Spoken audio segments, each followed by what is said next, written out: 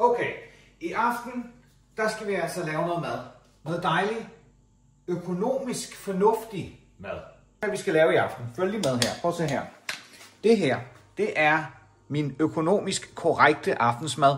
Jeg har kartofler, der er rigeligt. Det er fordi, at der kunne jo være til en kartoffelmad i morgen. Jeg har medisterpølse. Ej, det er altså en god en. Medisterpølse. 10 kroner for medisterpølse, og det var faktisk på tilbud til 7 kroner, sat ned til noget lokal pris i Netto. Så har jeg købt nogle rødbeder og lidt brun sovs, og så tænker du sikkert, brun sovs, er det ikke noget, man selv laver? Jo, det er det. Hvis man ikke er som mig, og rimelig dårlig til at lave mad. Og det er jo det, som det her det handler om, det er, at jeg er ikke særlig god til at lave mad. Så far laver mad. Ikke særlig god mad. Jeg har en teenager, der også er en lille smule kredsen. Så alt i alt, så er det op ad bakke. 8 ud af 10 gange, så går det galt.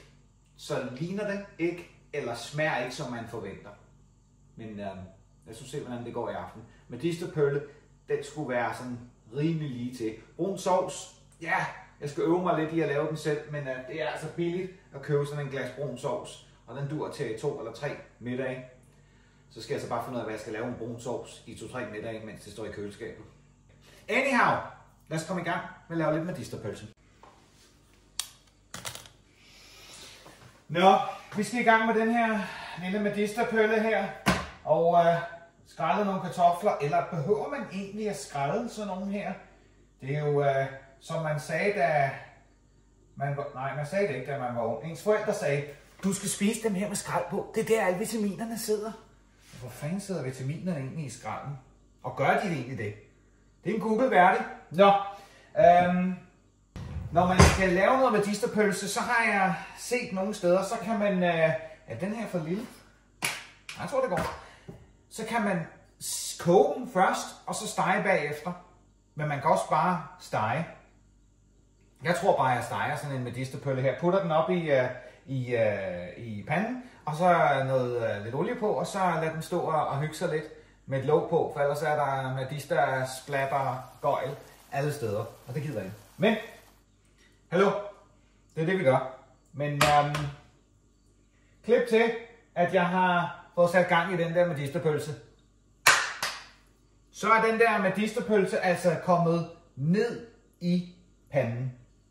Så jeg giver den lige et par huller her, for så alt det der saft, det bobler ikke op, og så er der medister eksplosion i hele køkkenet. Det er der ingen, der gider. Jeg satte det på 4. Det der komfur her, den går op til 9. Så det må være lige under halvdelen af hvad den kan. 4 tror jeg faktisk er meget godt. Måske, men hedder 4 og en prik. Så 4 og en prik er meget godt. Det er vel 4,5. Og så kunne man måske lige nappe en enkelt lille øllermand, mens det kører. Vi går i gang med kartoflerne nu. Jamen så er der kommet lidt gang i kartoflerne. Så får kartoflerne lige 20 minutter her. Det får vi lige sat på timeren. Så kan jeg i hvert fald huske det. Sådan der. Og med dilleren, den står lige her og lige hygger sig lidt med låg på. Så er det jo tid til, hvad var det jeg sagde? En lille æblejuice. Og så skal det ellers bare lige hygge sig lidt her. Og så kan vi lige komme tilbage og se, hvordan det går her lidt senere. Og så kan vi lige slutte med at tage et billede af, hvordan aftensmaden egentlig ser ud. Vi skal også lave det der brun sovs. Ja, der er lige sådan en mellemtid her. Der er 12 minutter tilbage til, at kartoflerne er færdige, er i hvert fald teoretisk set færdige. Og jeg har lige ventet medisterpølsen. Sådan der, den har fået de der 8 minutter. Og den kommer nok til at få, til kartoflerne er færdige. Om det er for meget, det ved jeg sgu ikke. Det er nok ikke for lidt. Det skal i hvert fald være gennemstegt, og det skal jo helst se til sådan, at det skal være dejligt brunt. Og så, ellers så venter vi bare, og så skal det lige anrettes med lidt af de her rødbeder. Og så ser vi, hvordan det går. Jamen, så er vi ved at være der. Sådan.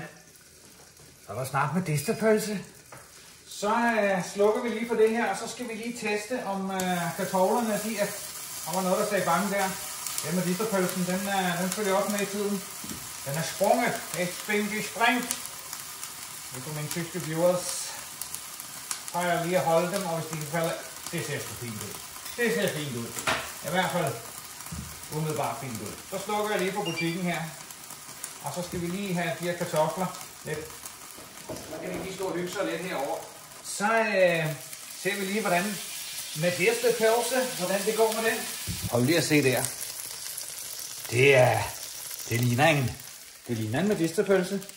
Den tror jeg, den er god nok. Nå, så kommer vi til det der helt special, som jeg havde forestillet mig. Nu lægger jeg lige medisterpølsen her til lige at køle lidt af. Måske gemmer jeg en lille chat, for så i morgen er der en kartoffelmad til frokost og en medisterpølsemad. Det tror jeg nok. Nå, anyhow. Brun sovs. Ser lidt klamt ud, men sådan er det. Men så kunne jeg lige varme sovsen op her på panden, så får man sådan lige lidt smag af medisterpølle. Og så bliver det godt. Nå, så har vi medisterpølsen her. Så nu laver jeg lige sådan en her. Og så laver jeg lige til medisterpølsemaden i morgen. Det må være denne her. Og så skal vi ikke anrette op på tallerkenen. Og så kommer I tilbage og ser tallerkenen. Så er vi altså tilbage. Medisterpølse til, ja, jeg ved sgu ikke engang, hvad vi regnede ud. Var det 25, 27, 23 kroner? Om det er super appetitvækkende, det ved jeg ikke. Jeg synes det faktisk ser meget godt ud. Ja. Anyhow, det var altså medisterpølse til en. Og næste gang, ja, så må vi se, hvad det så bliver.